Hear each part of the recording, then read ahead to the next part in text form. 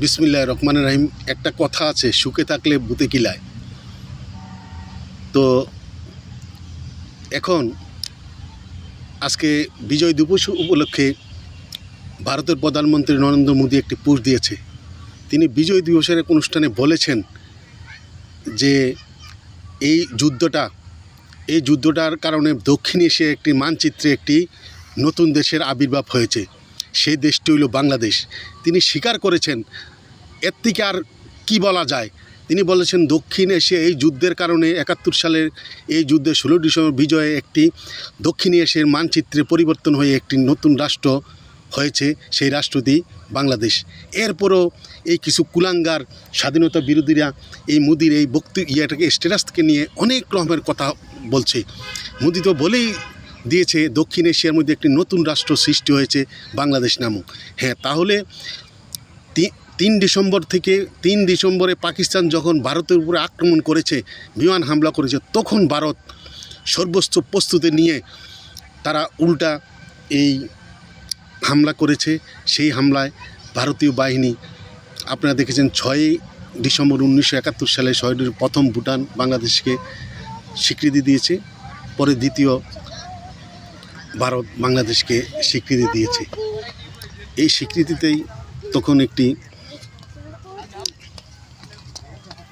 নতুন রাষ্ট্রের স্বীকৃতি পেয়েছে এবং ভারত এই ৩ ডিসেম্বরে পাকিস্তান ভারতের উপরে আক্রমণ করার পর ভারতীয় যুদ্ধ বিমান এবং ভারতীয় সেনাবাহিনী মুক্তিবাহিনীর সাথে মিলে সর্বোচ্চ হামলা করেছে।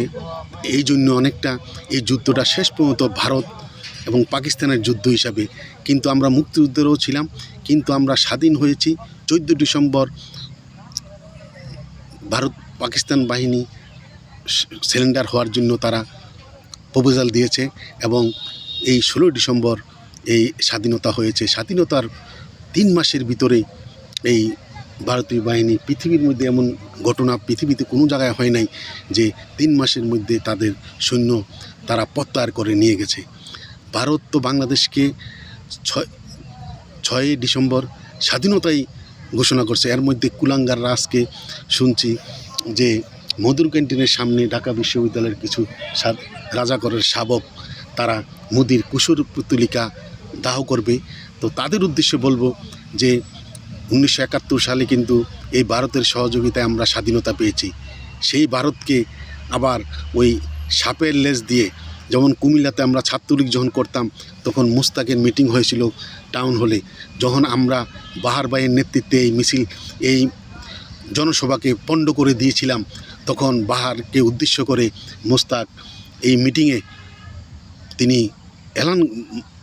তিনি মাইকে আমরা শুনেছি, তিনি বলেছিলেন বাহার সাপের লেজ দিয়ে, পানো সাপের লেজ দিয়ে কান খাইয়েও না, তোমার এটার পাচিত তোমার ভোগ করতে হবে। ঠিক তেমনি আমি এই রাজাকারের শাবকদেরকে বলবো যে সাপের লেজ দিয়ে কান খাইয়েও না। ১৯৭১ সালে এই ভারতের সহযোগিতা আমরা স্বাধীন পেয়েছি এবং এই ২৫ সালে আবার এই স্বাধীনতা বিরোধীদের বাংলাদেশের যেই স্বাধীনতা বিরোধীদের যে মরণ কামড় দিয়েছে বাংলাদেশে, এই তাদেরকে এই আবার ভারতের সহযোগিতায় আমরা তাদেরকে চিরদিনের জন্য এদেশের মাটি থেকে নিঃশেষ করে দেব। তাই বাংলাদেশ আওয়ামী লীগের সকল ভাই বোনদের উদ্দেশ্যে বলবো, আপনারা সবাই ঐক্যবদ্ধ থাকুন। এই রাজাকারের শাবকরা আবার বাংলাদেশের পতাকাকে শকুনের খামচা পড়েছে। তাই ভারতকে তারা, সেই ভারত এখনও বাংলাদেশকে একটি স্বাধীন রাষ্ট্র হিসেবে তারা মানে, কিন্তু এই তারা বিতর্ক করে ভারত বাংলাদেশ নিয়ে আবার একটা যুদ্ধের পথে নিয়ে যাওয়ার চেষ্টা করছে। তাই তাদের এই আশা পূরণ হবে না। কথা বলে সবাইকে ঐক্যবদ্ধ থাকে এবং স্বাধীনতা বিরোধী সকল শক্তিকে, অপশক্তিকে মোকাবেলা, যার যার অবস্থান থেকে মোকাবেলা করার জন্য আমরা সবাই অঙ্গীকারবদ্ধ হই। কথা বলে আমার কথা এখানে শেষ করছি। জয় বাংলা, জয় বঙ্গবন্ধু, জয় হোক বাংলার মেহনতি মানুষের।